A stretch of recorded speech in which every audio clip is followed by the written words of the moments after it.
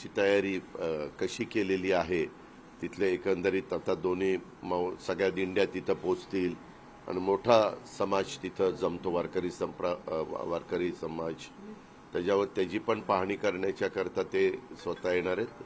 साहजिकच राज्याचे प्रमुख या नात्याने त्यांच्या शुभ हस्ते पूजा आणि बाकीच्या सगळ्या गोष्टी आषाढी एकादशीच्या दिवशी होणार आहे. विधानसभेचं रणशिंग फुंकणार अशी चर्चा आज. नाही, एक मिनिट, हे मीडियामध्ये काय चर्चा करावी हा मीडियाचा अधिकार आहे, तो काही माझा अधिकार नाहीये. त्याच्यामुळे आम्हाला आमच्या सुरुवात करायची होती, सगळ्यांनी आम्ही एकत्र बसलो तर सगळ्यांनी सांगितलं की सुरुवात बारामतीवरून करू, म्हणून बारामतीला आजचा मेळावा घेतलेला. पंतप्रधान नरेंद्र मोदी काल आले होते, आपण बरोबर आहात. काल कार्यक्रम देखील मुंबईमध्ये झाला, तिसऱ्यांदा पंतप्रधान मोदी झाले. हो, काल पंतप्रधान तिसऱ्यांदा झाल्यानंतर पहिल्यांदाच ते महाराष्ट्राच्या दौऱ्यावर आलेले होते. महाराष्ट्राच्या दौऱ्यावर आले असताना खूप महत्वाच्या विकास कामांची त्यांनी भूमिपूजन आणि उद्घाटनं केली. जवळपास 30,000 कोटीची कामं होती. त्याच्यानंतर इतर पण काही महत्वाचे कार्यक्रम, एक मोठी वास्तू न्यूजपेपरचे सगळ्या लोकांनी एकत्र येऊन बांद्रामध्ये उभी केलेली आहे, त्याचं उद्घाटन होतं. पंतप्रधान महोदय लग्नाला पण भेट देणार होते, वधूवरांना शुभाशीर्वाद देण्याच्या करता. असे त्यांचे 3-4 कार्यक्रम होते. ते सगळे कार्यक्रम करून रात्री 11-11:30 पंतप्रधान हे परत दिल्लीला गेले. कालचे कार्यक्रम चांगले झाले. पंतप्रधानांनी काल हेही सांगितलं की बाबा इन्फ्रास्ट्रक्चरच्या करता मी संपूर्ण देशामध्ये मदत करतोच आहे, महाराष्ट्राला पण मदत करीन, परंतु जशी देशाची आर्थिक राजधानी म्हणून आपल्या मुंबईची ओळख आहे, तशी जगाची आर्थिक राजधानी करण्याच्या बद्दलचा एक सुतोवाच त्यांनी सकारात्मक त्या ठिकाणी केला.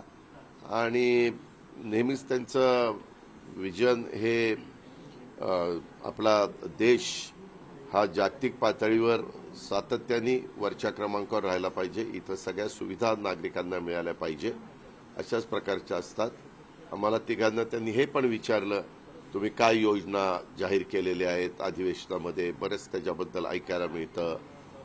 तर आम्ही ह्या योजना देत असताना मला आपल्यामार्फत महाराष्ट्राला सांगायचं आहे, गरीब माणूस, गरीब व्यक्ती, गरीब महिला आणि शेतकरी आणि विकास ह्या गोष्टी डोळ्यासमोर ठेवून युवा वर्ग, ह्या सगळ्या योजना आम्ही दिलेल्या आहेत. त्याच्याबद्दल विस्तृतपणे मी आजच्या भाषणामध्ये त्या बाबतीमध्ये सांगेन.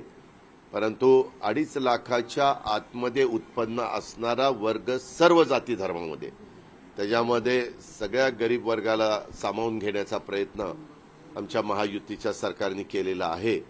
आणि यावेळेसचा अर्थसंकल्प सादर करत असताना खूप महत्वाच्या शेतकऱ्यांच्या करता वीज माफीच्या बद्दलचा घेतलेला निर्णय, युवा पिढीच्या करता 10,000 कोटी रुपयाचा स्टायपंड देण्याचा, 10 लाख विद्यार्थ्यांना त्याच्यामध्ये सामावून घेण्याचा घेतलेला निर्णय, 3 गॅस सिलेंडर मुफ्त वर्षाला देण्याचा गरीब महिलांना, मध्यमवर्गीय महिलांना घेतलेला निर्णय, मुलींना विशेषतः शिक्षणाच्या करता अनेकदा आई वडील बाबा आपल्याला हे परवडत नाही, आपण गरीब आहोत आणि म्हणून त्यांना शिक्षणापासून वंचित राहावं लागायचंय, त्याकरता आपल्या सगळ्या समाजातल्या मुलींना शिकता यावं आणि त्यांना कुठेही आर्थिक अडचण येऊ नये म्हणून घेतलेला निर्णय, असे अनेक महत्वाचे निर्णय, वीज माफी, अशा खूप काही महत्वाचे निर्णय.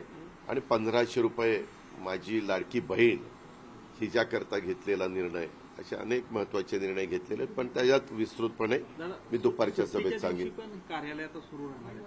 बरोबर आहे, संख्या इतकी मोठ्या प्रमाणावर वेगवेगळ्या नोंद करण्याच्या करता फॉर्म भरायचा आहे, त्यांनी मागणी करायची आहे, तो फॉर्म जो काही दिलेला आहे तो फॉर्म त्यांनी भरून दिल्यानंतर तो अपलोड करायचा, ह्या सगळ्या गोष्टी आहेत. कारण देताना ह्यामध्ये एवढे मोठे निर्णय घेताना कुठंही सगळ्या गोष्टी डीबीटीमधनं जाणार आहेत. कुणाच्या हातात डायरेक्ट बाबा कुणाच्या थ्रू पाठवायचं असं नाही. जी भगिनी असेल, जी मुलगी शिक्षण घेतेय, जो आमचा शेतकरी आहे किंवा त्यांची मुलं आहेत, ह्या सगळ्यांना वीज माफी आहे तर तिथं तर प्रश्नच नाही, कारण त्यांनी 7.5 हॉर्सपॉवरपर्यंत वीज बिल भरायचंच नाही. आणि बाकीच्या बाबतीमध्ये जे आहे म्हणजे विशेषतः ते डीबीटीमध्ये जाणार आहे. करताना साधारण ह्या सगळ्या गोष्टी पारदर्शकपणे खरोखरीच जो लाभार्थी आहे त्या लाभार्थीला माझ्या बहिणीला मिळालं पाहिजे, आमच्या मुलीला मिळालं पाहिजे, आमच्या मातेला मिळालं पाहिजे आणि ते 21 ते 65 वयोगटातली व्यक्ती असली पाहिजे आणि उत्पन्न मात्र 2.5 लाखाच्या आतलं असलं पाहिजे. कालच्या पंतप्रधानांच्या कार्यक्रमामध्ये एकनाथ शिंदे असं स्वतः म्हणाले की विधानसभाच्या निवडणुकीमध्ये सगळ्या कोण म्हणालं? मुख्यमंत्री असं म्हणाले की महायुतीचा निर्धार आहे की आम्ही आता जे मुख्यमंत्री म्हणाले त्याचा पुन्हा मला कशाला प्रश्न विचारता? मुख्यमंत्र्यांनी सांगितलं महायुतीचा निर्धार म्हणूनच ना, आणि मी महायुतीतलाच घटक आहे ना, असले प्रश्न जरांगेंचा काय नाही बोलत.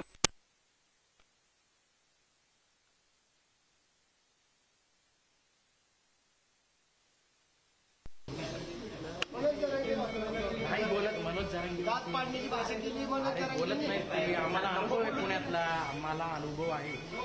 बोलतात का जरांगेवर नाही बोलत नाही.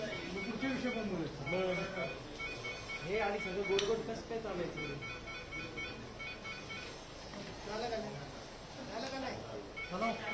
बाकी काहीच नाही.